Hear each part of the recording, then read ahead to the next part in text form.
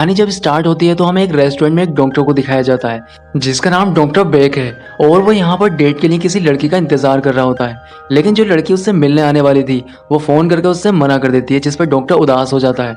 अब scene change होता है और हमें हाई स्कूल के 4 दोस्तों को दिखाया जाता है जिसमें सोफी, कैटलीन, रियान और एडी होता है। यहाँ पर सोफी और कैटलीन को पता चलता है कि उनका सिलेक्शन एक ही कॉलेज में हो गया है, जिससे वो काफी खुश होते हैं और पार्टी करने के लिए निकल जाते हैं। लेकिन सोफी और रियान जब पार्टी से लौट रहे होते हैं तब रियान किसी से मैसेज पर बात करने लगता है। सोफी उसे ऐसा करने के लिए मना भी करती है, लेकिन वो सोफी की बात नहीं सुनता है और मैसेज का रिप्लाई करने लगता है और तभी उसकी गाड़ी का एक्सीडेंट हो जाता है। अब इन दोनों को ही गंभीर हालत में हॉस्पिटल लेकर जाया जाता है, जहाँ पर सोफी का केस डॉक्टर बेक को मिलता है। इसके बाद सोफी के पेरेंट्स को भी कॉल करके यहाँ पर बुला लिया जाता है और सोफी को सर्जरी के लिए ऑपरेशन थिएटर लेकर जाया जाता है, जहाँ पर डॉक्टर बैक उसकी सर्जरी को स्टार्ट कर देता है। और काफी देर सर्जरी करने के बाद फाइनली डॉक्टर उसको बचा लेता है। इसके बाद सोफी को एक प्राइवेट वार्ड में शिफ्ट कर दिया जाता है, जहाँ पर डॉक्टर चोरी से उसके वार्ड में चला जाता है और उसके करीब आने की कोशिश करता है और इसके साथ ही वो उसे किस भी कर लेता है। अब सोफी को जब होश आता है तब उसके पेरेंट्स भी वहां पर आ जाते हैं। दरअसल डॉक्टर जब उसको किस कर रहा था तब सोफी थोड़ा होश में थी, लेकिन फिर भी वो डॉक्टर को पहचान नहीं पाई थी। इसलिए वो अपनी माँ से पूछती है कि क्या उसके रूम में रेहान आया था। तब उसकी माँ उससे कहती है कि तुम्हें एनेस्थीसिया की वजह से शायद ऐसा लगा होगा, जबकि ऐसा कुछ भी नहीं है। अब अगले दिन फिर से डॉक्टर सोफी के रूम में आ जाता है और पट्टी बदलने के बहाने वो उसको गलत तरह से टच करने लगता है, लेकिन तभी सोफी की माँ भी वहां पर आ जाती है और वो डॉक्टर को ऐसा करते हुए देख लेती है। अब डॉक्टर सोफी की माँ को देखकर वहां से चला जाता है। अब कुछ दिन के बाद सोफी हॉस्पिटल से डिस्चार्ज होने लगती है, जिस पर डॉक्टर अपनी नर्स के साथ सोफी को छोड़ने के लिए बाहर तक आता है, जिस पर सोफी डॉक्टर को गले लगाकर उसे थैंक यू बोलती है, लेकिन डॉक्टर उसे गलत तरह से टच करने लगता है। लेकिन सोफी की माँ को ये सब देखकर काफी अजीब लग रहा था।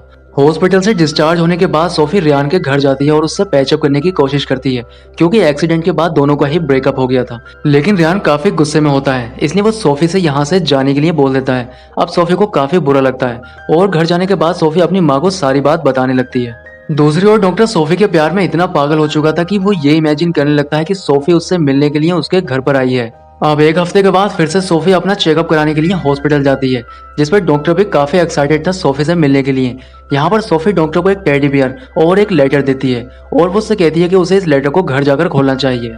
अपॉइंटमेंट के बाद सोफी की मदर उससे कहती है कि तुम्हें डॉक्टर से थोड़ा दूर रहना चाहिए, क्योंकि डॉक्टर किसी न किसी बहाने से तुम्हें गलत तरह से छूने की कोशिश करता रहता है।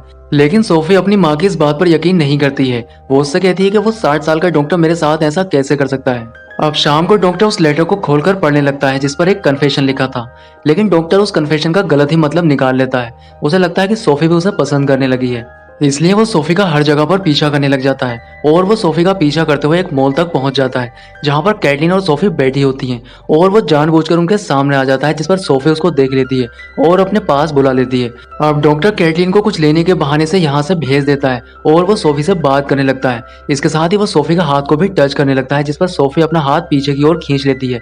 अब डॉक्टर सोफी से यहाँ पर ऐसी बहुत सारी बातें करता है, जिस पर सोफी समझ जाती है कि ये बूढ़ा आदमी उसके साथ फ्लर्ट करने की कोशिश कर रहा है। लेकिन तभी यहाँ पर कैटलीन आ जाती है, जिसे देखकर डॉक्टर यहाँ से चला जाता है। अब सोफी अपने घर पर जाती है और घर जाकर अपने पेरेंट्स को सारी बात बताने लगती है, लेकिन उसका फादर इस बात पर यकीन नहीं करता है। वो उससे कहता है कि डॉक्टर बैग काफी अच्छा इंसान है और वो इस शहर का काफी बड़ा डॉक्टर है और इलाज के दौरान किसी भी डॉक्टर का अपने पेशेंट को टच करना नॉर्मल सी बात है, इसलिए तुम्हें इन सब चीजों पर ध्यान नहीं देना चाहिए।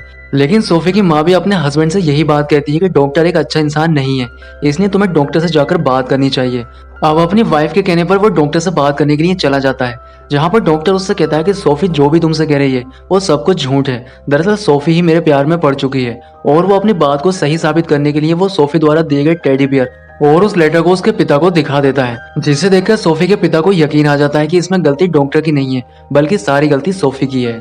अब अगले दिन डॉक्टर फिर से सोफी का पीछा करते हुए उसके घर के बाहर पहुंच जाता है, जहां पर सोफी अपनी माँ के साथ कहीं बाहर जा रही होती है। सोफी के बाहर जाते ही डॉक्टर उसके घर के अंदर आ जाता है और वो उसके कमरे में आकर उसके कपड़ों को सूंघने लगता है। इसके साथ ही वो उसके बिस्तर में लेटकर सो जाता है और ऐसा इमेजिन करता है जैसे सोफी उसके पास में ही है। कुछ देर के बाद सोफी घर पर वापस आ जाती है, लेकिन डॉक्टर अभी घर के अंदर ही होता है और वो यहाँ से निकलने की कोशिश करता है, लेकिन तभी सोफी रियान के साथ रूम में आ जाती है, जिसे देखकर डॉक्टर रूम के अंदर ही छुप जाता है। अब सोफी और रियान पैचअप कर रहे होते हैं और डॉक्टर छुपकर ये सब देख रहा होता है। कुछ देर के बाद रियान अपनी दादी की रिंग सोफी को पहना देता है, जिसे देखकर सोफी काफी खुश होती है और उस रिंग को अपनी माँ को दिखाने के लिए चली जाती है, जिसका फायदा उठाकर डॉक्टर रूम के अंदर से निकलकर चला जाता है। अब अगले दिन डॉक्टर रियान के अपॉइंटमेंट का वेट कर रहा होता है और जैसे ही रियान इलाज के लिए हॉस्पिटल पहुंचता है, डॉक्टर उसका किसी तरह से फोन चुरा लेता है और उसके फोन में एक मैसेज टाइप करने लगता है जिसमें वो सोफी के बारे में काफी बुरी बातें लिखने लगता है और उस मैसेज को एडी को सेंड कर देता है। अब एडी वो मैसेज कैटरीन को भी दिखा देता है और कैटरीन सोफी को सारी बात बता देती है। अब सोफी रियान से मिलने के लिए उसके घर पर जाती है और उस पर काफी गुस्सा करती है। रियान उसे काफी समझाने की कोशिश करता है कि वो मैसेज उसने नहीं किया है, लेकिन सोफी उसकी बात नहीं मानती है और सोफी रियान से ब्रेकअप करके यहाँ से चली जाती है। अब रियान एडी को कॉल करता है और उससे पूछता है कि वो मैसेज तुम्हें कब आया था। अब एडी उसको टाइमिंग बता देता है। तब रियान समझ जाता है कि वो मैसेज उसे तब किया गया है जब वो हॉस्पिटल में था, यानी कि वो मैसेज उसे डॉक्टर ने ही किया है। इसलिए रियान डॉक्टर से मिलने उसके घर पर जाता है और वो उससे कहता है कि मैं जानता हूँ कि वो मैसेज तुमने ही किया है, इसलिए तुम सारा कुछ सोफी को सच बता दो क्योंकि मैं सोफी से प्यार करता हूँ।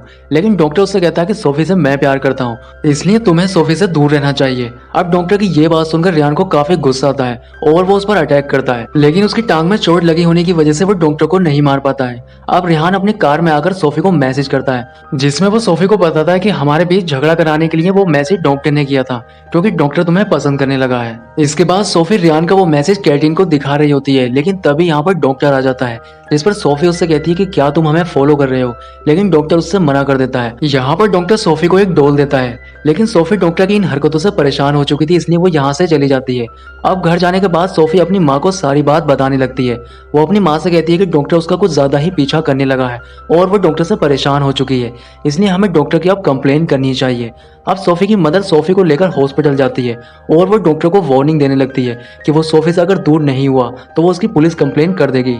इसके बाद डॉक्टर सोफी की माँ की मेडिकल हिस्ट्री चेक करने लगता है। तब उसे पता चलता है कि सोफी की माँ पेनिसिलिन की दवाइयाँ ले रही है, इसलिए डॉक्टर उसकी दवाइयों में एलर्जी की दवाई मिला देता है। सोफी की माँ जब उन दवाइयों को लेती है तब उसे काफी खतरनाक एलर्जी हो जाती है, इसलिए सोफी अपनी माँ को लेकर हॉस्पिटल पहुंचती है। जब डॉक्टर को पता चलता है कि सोफी हॉस्पिटल के अंदर है तब वो उससे बात करने के लिए आता है, लेकिन सोफी उससे कोई भी बात नहीं करती है और वो अपनी माँ के पास चली जाती है। अब रात को सोफी कहीं से आ रही होती है, तब डॉक्टर भी वहां पर पहुंच जाता है और वो उसे किडनैप करने की कोशिश करता है, लेकिन सोफी यहाँ से भागने की कोशिश करती है। लेकिन तभी डॉक्टर अपनी कार से उसकी कार को ठोक देता है और उसकी कार का ग्लास तोड़कर सोफी को बाहर निकाल लेता है। इसके बाद वो उसकी कार को जला देता है जिससे वो एक एक्सीडेंट लगे। अब पुलिस सोफी के पेरेंट को बताती है कि उनकी बेटी की कार में जलकर मौत हो चुकी है। इसके बाद हमें डॉक्टर को दिखाया जाता है जिसने सोफी को अपने घर पर बांध रखा होता है और डॉक्टर उसको एक पासपोर्ट दिखाता है। वो उससे कहता है कि मैं तुम्हें बहुत जल्द मैक्सिको लेकर जाने वाला हूँ और हम वहीं पर रहेंगे। दूसरी ओर हमें सोफी की माँ को दिखाया जाता है जो कि हॉस्पिटल से मिले सोफी के सामान को देख रही होती है, जिसमें वो रिंग होती है जो रियान ने उसको दी थी। अब वो रियान को अपने घर बुलाती है और उस रिंग को वापस कर देती है, लेकिन रिंग को देखकर रियान समझ जाता है कि ये रिंग वो नहीं है जो उसने सोफी को दी थी, इसलिए वो हॉस्पिटल जाकर सोफी के बारे में और पता करने लगता है। तब उसे पता चल जाता है कि जो बॉडी उसकी फैमिली को मिली है वो सोफी की नहीं है, इसलिए रियान सोफी की माँ को सारा कुछ बताने लगता है। अब सोफी की माँ अपने हस्बैंड को ये सारी बात बताने लगती है, लेकिन उसका हस्बैंड इस बात पर यकीन नहीं करता है, इसलिए सोफी की माँ रियान के साथ मिलकर सोफी को ढूंढने की कोशिश करती है। इसलिए ये दोनों डॉक्टर के घर पर जाते हैं, लेकिन डॉक्टर इनको देखकर सोफी को बेहोश कर देता है और कहीं पर छुपा देता है। अब रियान डॉक्टर के घर की तलाशी लेने के लिए कहता है, जिसपर डॉक्टर मान जाता है। अब रियान और उसकी माँ दोनों ही घर की तलाशी लेने लगते हैं, लेकिन इनको कुछ भी नहीं मिलता है, इसलिए इन दोनों को यहाँ से जाना पड़ता है। अब अगली सुबह डॉक्टर मैक्सिको जाने की पूरी तैयारियां कर लेता है। इसके बाद वो सोफी के लिए खाना लेकर जाता है, लेकिन सोफी उससे काफी प्यार से बात करती है और उसे अपनी बातों में फंसा लेती है, जिस पर डॉक्टर सोफी के हाथ को खोल देता है। लेकिन सोफी एक चाकू लेकर डॉक्टर के ऊपर अटैक कर देती है, लेकिन डॉक्टर उसको पकड़ लेता है और उसको काफी गुस्सा आता है। अब डॉक्टर समझ जाता है कि सोफी उसकी कभी नहीं हो पाएगी, इसलिए वो सोफी के हाथ और पैर काटने के लिए ऑपरेशन किट को निकाल लेता है। दूसरी ओर सोफी अपने आप को खोलने की कोशिश करती है और वो अपने आप को खोलकर यहाँ से भागने लगती है, लेकिन डॉक्टर उसको पकड़ लेता है।